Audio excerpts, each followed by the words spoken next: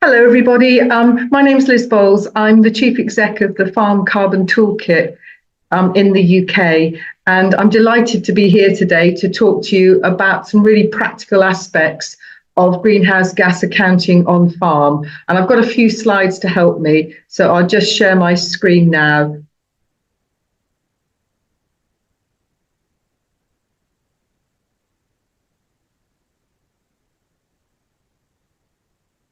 I'm hoping you can see that. I think you can. Okay, so I've entitled this talk Getting to Grips with Carbon in Agriculture, because I know that for many farm businesses, it's really complicated. I should say I'm a farmer myself in the UK, so I've also have to deal with the same kind of issues. So firstly, I'd like to introduce you to some of my team. The Farm Carbon Toolkit was set up around 12 years ago for farmers and by farmers. So we're very much rooted in the soil and rooted in agriculture. And within the overall organisation, we focus on supporting farmers where they are to understand their greenhouse gas emissions, how to reduce them, and how to remove more carbon into soils and into non-crop biomass. And I'll talk later about just the unique position that farmers are in through having that ability to store carbon, to remove carbon.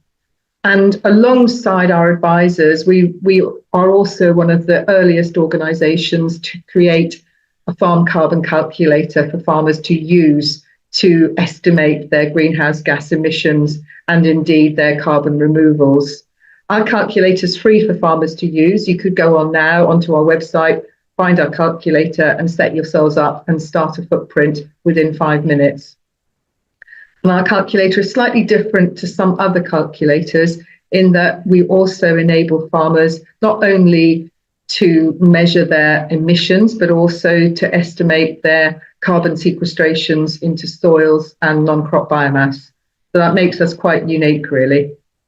So that's who we are. What I want to do now is just talk a little bit about climate change and agriculture and really what's going on. And I'm putting this slide up. My apologies, because this is what the situation's like now in Europe. It's become so busy with so many pressures coming on farmers to decarbonise, i.e. to reduce their emissions, and coming from so many directions. I'm not sure what the situation is in Pakistan, but certainly I would imagine that if the pressure's not being felt now, it will be soon, because this is probably, well, it is the largest challenge facing mankind, climate change. And although farmers have a massive role to play, they're not the only group that has to deal. We all have to deal with reducing our emissions. And this is why, and you can see here the changes to global climate and weather events. And all this information is coming from research. And what I've done is I've listed global heat waves, global cold events, global heavy rain, global drought, and global tropical storms, and looked at how things are changing in terms of intensity or frequency. And you can see that even now, we are seeing massive increases in global heat waves, global heavy rain, global drought. Global cold events are going down and will continue to go down as our base temperature rises. And the conclusion is that these are all linked to climate change, although there's some inconclusivity about global tropical storms. But then what's expected is more of this. And this is really significant, and especially for agriculture, because agriculture produces food that we all need to survive. And I'm just now put up some of those areas that is already, the impact of climate change is already being felt in these areas: crop development and growth, crop productivity. And in the UK, we're seeing that now quite significantly, with reductions in yields, reductions in the kind of crops that we can grow.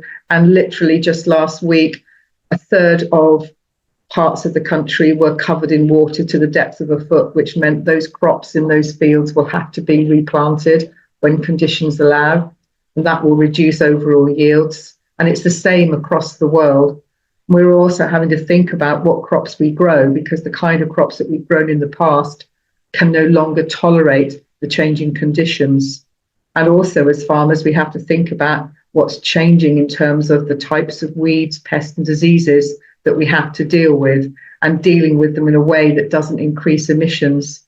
And overlying all of that is degradation of the resource base we rely on. And by that, I mean our soils, our waters, and the air that we breathe. And all of these things have to be addressed at once, alongside restoring nature, because that's a sort of an element that sometimes we forget about, but it's absolutely critical that we do these things in tandem. Now, I just want to focus in on agriculture. And again, my apologies, this is perhaps a UK-centric pie chart.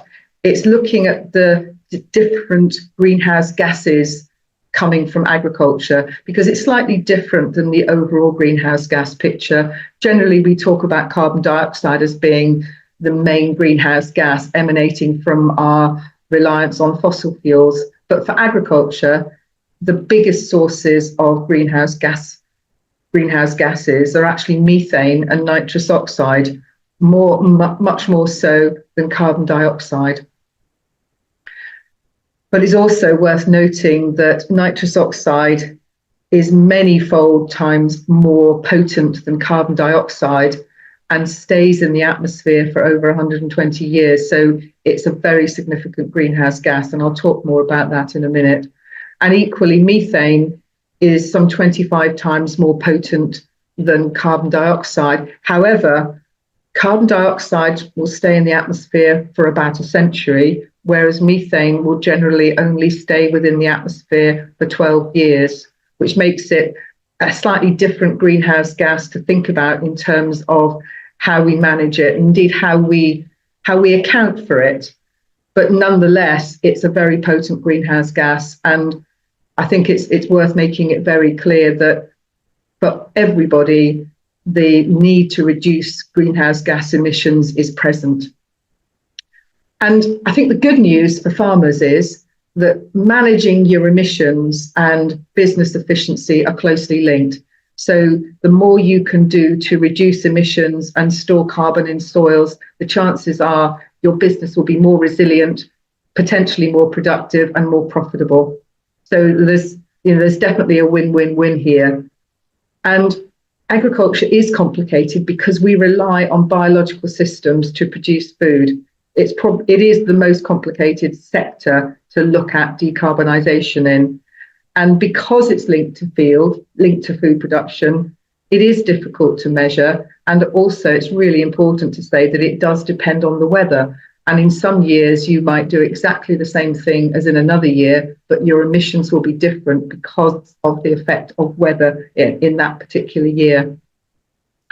So those are the greenhouse gases that we have to worry about within agriculture. In the next slide here, what I've done is I've split them so you can see the difference between emission sources for arable farms and for ruminant livestock farms. And for ruminant livestock farms, I'm talking about cattle and sheep, not pigs and poultry, because they're not ruminants and they don't produce methane as part of their digestive processes. So if we look at the arable farms first, by far the largest sources of emissions are coming from the production and use of chemical fertilizers, predominantly nitrogenous fertilizers. And remember what I said earlier, that nitrous oxide is far more potent than carbon dioxide. And it's very clear that we will have to either change the emissions associated with chemical fertilizers, or much better really, reduce our reliance on those products so that we can produce similar amounts of food but use far less nitrogen chemicals.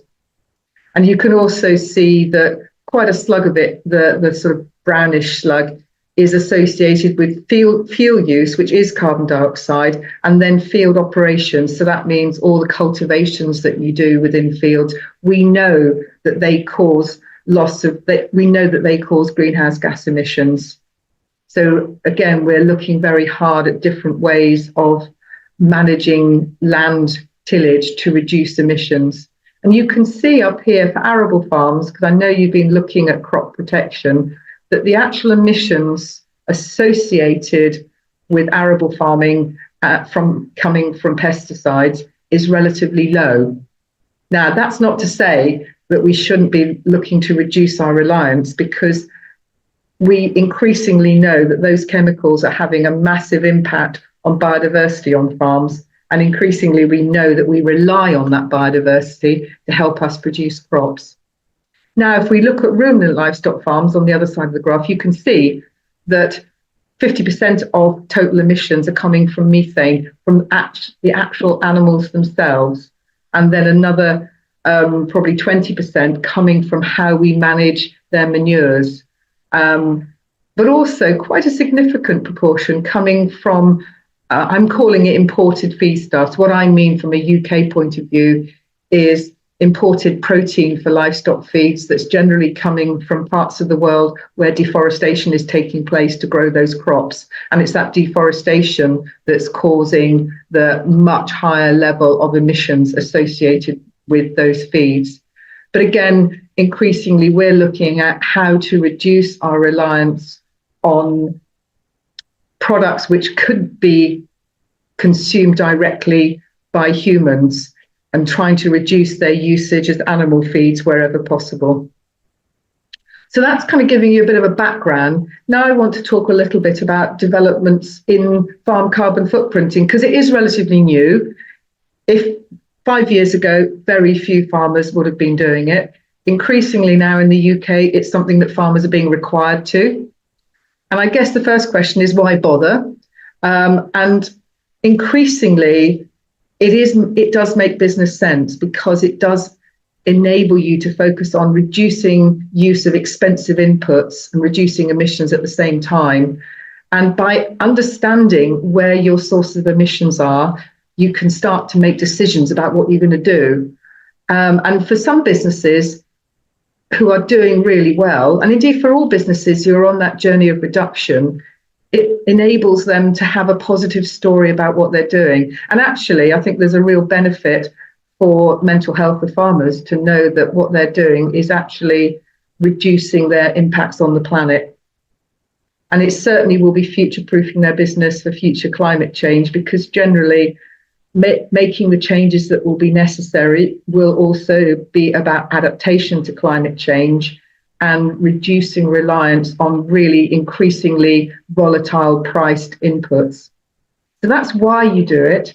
And this next slide, it may look a bit busy, and I won't dwell on it long, but it's just to say this, that within agriculture, the actual emissions on the farm are really, those are what we call scope 1 emissions, but we also have to look outside that at scope 2 and scope 3 emissions.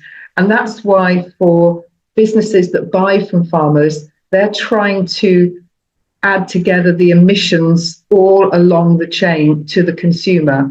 And it is complicated, but what at Farm Carbon Toolkit we do is we deal with these complexities, and we provide a calculator that allows farmers to report their emissions and removals to the farm gate. And we allow for estimation of scope 1, scope 2, and scope 3 emissions. So what I wanted to do for a little moment then is to focus on the uniqueness of agriculture. In terms of the emissions from agriculture, it's a pretty leaky system. And I've already mentioned this, that the emissions from agriculture arise as a result of producing food, and they're also dependent on the weather. And there is no one answer. Every farm is different. So it does need to start from understanding what your baseline emissions are, where they're coming from, and then to think about what you can do about it. And it's important to consider pollution swapping. And by that, I mean, it's not much good if you get rid of one area of pollution only to have higher level of emission in another area. So we have to be able to look across the whole system. And in this case, we're talking about the farm system. And it is difficult to measure. And right now, there are many ways to calculate a farm footprint wrongly, but there is no one way to do it accurately. So, and the science is evolving daily.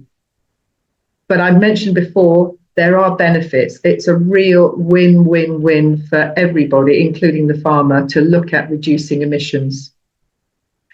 And biological systems are complex. And as I mentioned earlier, primarily we're focusing on emissions associated with methane, i.e. carbon, and from nitrogen cycles. But agriculture is unique in that it's both a source of emissions and a sink, i.e. we can remove emissions into soil and non-crop biomass. And that's also why the increasing focus on agriculture and farmland, because you have to have access to land to be able to use land as a sink. And alongside thinking of land just as a commodity, that landscape functionality in terms of how all the different elements of the landscape fit together also helps to improve resilience. And we need to think about that too. So carbon accounting, what is it? Effectively, it's simply identifying the footprint of a business. And it is the vital first step to enable you to quantify the contribution that your business is making to climate change. And I've already mentioned this, but the carbon footprint will identify the quantities and sources of carbon dioxide, methane, and nitrous oxide emitted from your farm. And it highlights areas where improvements can be made to reduce those emissions. But it also highlights, or at least our calculator highlights, where sequestration is taking place and looks at future options. So this slide is specifically devoted to our calculator, the farm carbon calculator. And again, you can go and find it. If you literally just Google on farm carbon toolkit, you'll find us. I've already mentioned it was developed for farmers by farmers. It's free to use. It accounts for soil carbon sequestration. And it allows you as a business to decide the period that you want to monitor your footprint over. And this balance you're looking at on the right-hand side of the screen shows emissions in light blue coming from all the different sources of all the different greenhouse gases at scopes 1, 2, and 3. It also shows you their level of sequestration and then the balance, which effectively means taking one from the other. So you can see in this case, this business is actually storing more carbon than it's emitting. That's getting less unusual, but it's quite unusual. And this is simply taken directly from our website. So I'm putting this slide up. I'm not going to dwell on it for very long, because I think sometimes we're in danger of having carbon tunnel vision. And climate change is an existential crisis for humanity, but carbon is only one aspect of food and farming, food sustainability. And I've just linked here all the ways in which all these things are linked together. And that's why it's so complicated for farm businesses, because they have to juggle all these different levers and imperatives. And you can see here down the right-hand side, biodiversity loss, drought, climate adaptation. These are all critical, as well as resource scarcity. And all these things contribute to the challenge of the farm businesses of reducing their emissions, removing carbon in order to get towards sort of a net zero situation. So the last couple of slides are very sort of straightforward. And just what can farmers do? So it's a few watchwords here that hopefully will be helpful. So firstly, sort of overall key actions to think about as a farm business. Certainly, yes, increase tree planting. In 10 years after you've planted them, they'll really start to store carbon. But not only that, they reduce the soil's vulnerability to both drought and flood. And they also have the ability to provide shelter for livestock, and increasingly shelter is a significant issue. We need to encourage low carbon farming practices, and I'll talk about those in a minute.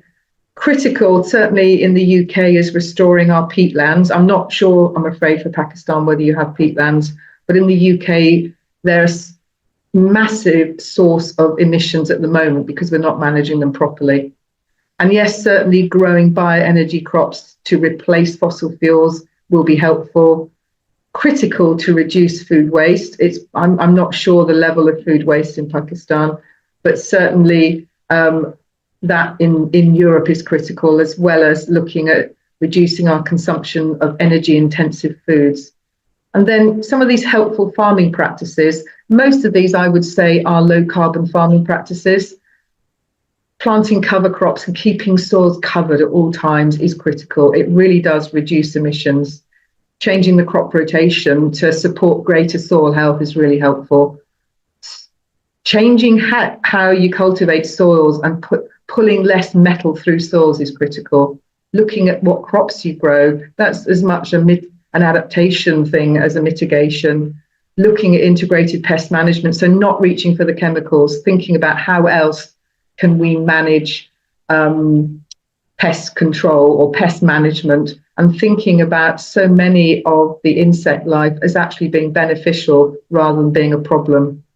And for livestock, it's about changing grazing practice and growing much greater variety of forage crops, which have got much greater, with deeper rooting. All these things, we know they help. And then in terms of planning for the future, these really are the building blocks, any farm business. The emissions here on the left-hand side, I've literally just listed the sources of emissions. So yes, it's fuels, it's inputs, fertilizers, chemicals, feeds, it's materials, things like concrete, machinery, all these things. Crops themselves emit, livestock definitely emits, and waste, by which I mean generally manures and compost. They can be both a source of emission, but they're also a source of improving soil health.